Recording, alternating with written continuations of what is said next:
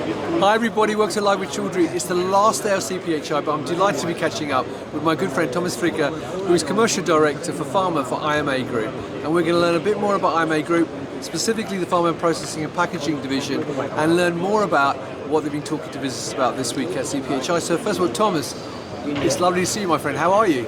I'm really well because this is a great exhibition and it has never been as good as it is now, and so we are happy to be here. Well, that's fantastic. Well, actually, I was going to ask you, Thomas, given that we've got to day 3 now of CPHI, how has the first 2 days gone for you? Let's say, I believe that this exhibition is really growing. It's getting more and more important, and this in combination with Barcelona as a town, with the possibilities you have here, and the fact that you are able to meet the owners of our customers is really something high level.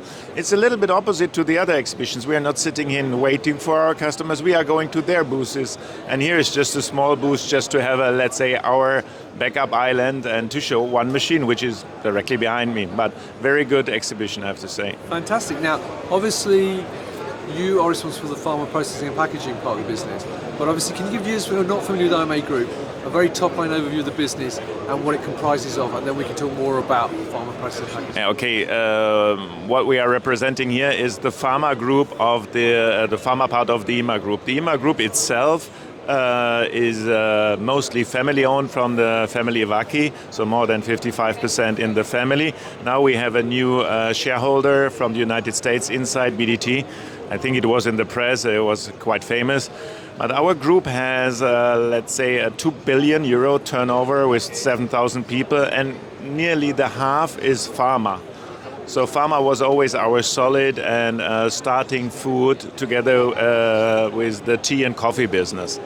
Nowadays we are going also more in the other fields like e-mobility, so we are producing machines to make motors, we are producing machines to make batteries nowadays, we are in the food sector, bakery, confectionery, and even more also in the cosmetic sector now. But here today, half of the business, 1 billion, is pharma. Right, well let's talk more about that business then. So this week at CPHI, what are the things and the messaging you're trying to get across to visitors? Yes, I think it's one we have met so many times, and we were always talking about sustainability. Sure. And sustainability was a buzzword all of the times. But now I can say that during the last, I would say, 3 to 6 months, we are getting massive approaches by our customers because pharma seems really to care about this. So we are getting a huge pressure. They took off the gloves and they fight now to get sustainable results and sustainable commitments. So instead of going, let's say in brackets, only for EcoVadis results, the pressure is nowadays towards SBTI, Science-Based Target Initiative, which is a real fundamental value commitment, which IMA will do. And this is something which makes the competition situation better, because we were, as IMA, always investing in this sector, and now it should pay off, because if pharma is really insisting on this, the other ones has to invest like us, and not only us. So I'm really thankful to pharma to get these pressures. Fantastic. And also, I know in the past, and it's also related to sustainability, we talked about digitalisation as well. So how has that progressed since we last spoke? Yeah, in the past we were trying to figure out what digitalization could mean to our business. Now it's unthinkable to take it out somewhere in our production processes. We have digital bodies inside to inform our assembly guys where are the parts. In our machines we have artificial learnings. You see behind me a machine which is doing a liquid sterile filling, the INJECTA, and this is just a module to show.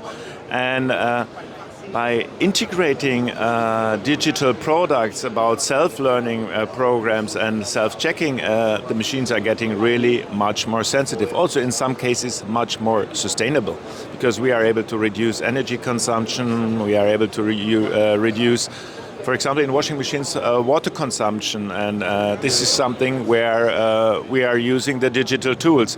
And in the after-sales sector, we are using also these tools to analyze the machines of our customers in order to proactively avoid that a machine failure is causing a loss of a batch, which in the new field for cell and gene or in the field of sterile product could lead to a big loss.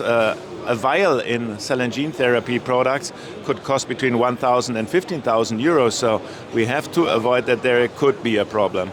Great. Now, obviously you've been here for 2 days now. Have you seen any common themes come up in the conversations you've been having with customers and who come to your booth in terms of the challenges and issues they're facing?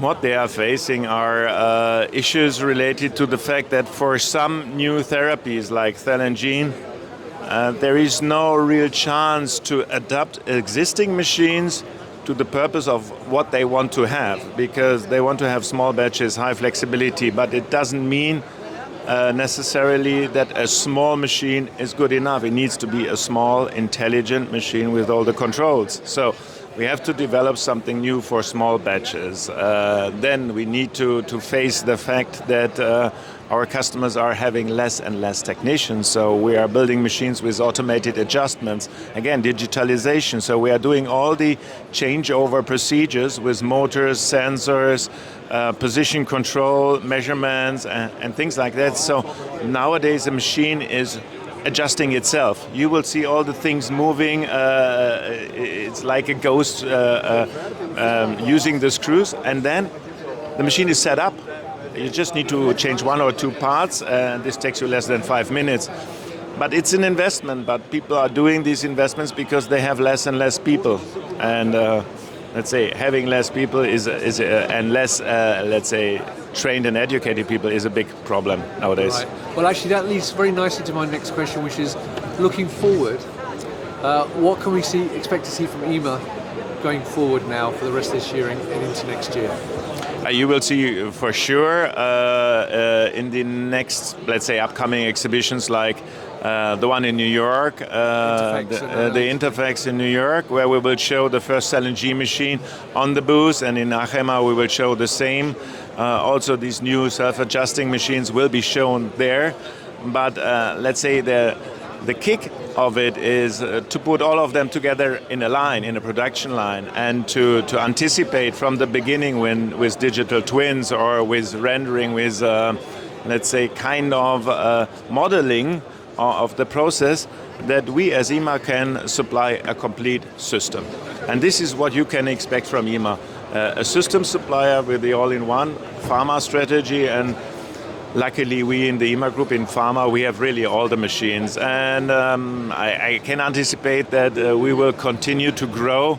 So if we meet next time at ACHEMA, I can tell you something about what we have in mind right now for the additional growth of IMA by acquisition and by our own Well, I look forward to it, Thomas. Well, final question, although you have sort of covered it in your answer just there, is obviously we're here at CPHI.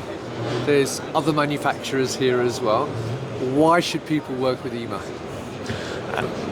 Let's say, you know that nobody has really the key to success for everything. So the machines are comparable, but nowadays I think the success is coming from the whole system. So it's a good machine with a good technology inside, but also with an after sales. And you need to have a size as a company to supply worldwide solutions and give worldwide services in all the countries where you may produce now and in the future.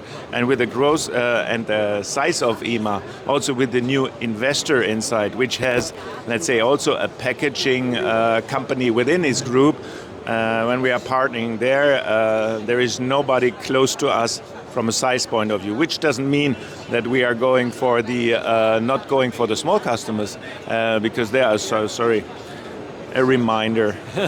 So you see, it's live. We're live at the show. What do you expect? Well, Thomas, that's fantastic. Look, genuinely, it's always a pleasure to catch up with you, and thank you for giving me that update. What's been happening with IMA? I hope you have a fantastic last day here at CPHI. Now, viewers, obviously, when you're watching this, the show will have finished, but as Thomas has said, IMA are at a lot of events across Europe and North America, and in fact the rest of the world. But also they're very active now on LinkedIn, and they also have a very good website, which the details will be above this video. So if you'd like to learn more about the pharma side of IMA and the other parts of IMA as well, please check out the links above the video. You'll learn more about that. So Thomas, what I've got to say is it's genuinely nice to see you again, my friend. I hope you have a great CPHI and a safe journey home. And I look forward to catching up with you in person in the not too distant future. Thanks. Same to you. Hope to see you again, wherever it may be. And viewers, thank you for watching. Until next time, stay well and stay safe. Bye-bye. Bye-bye.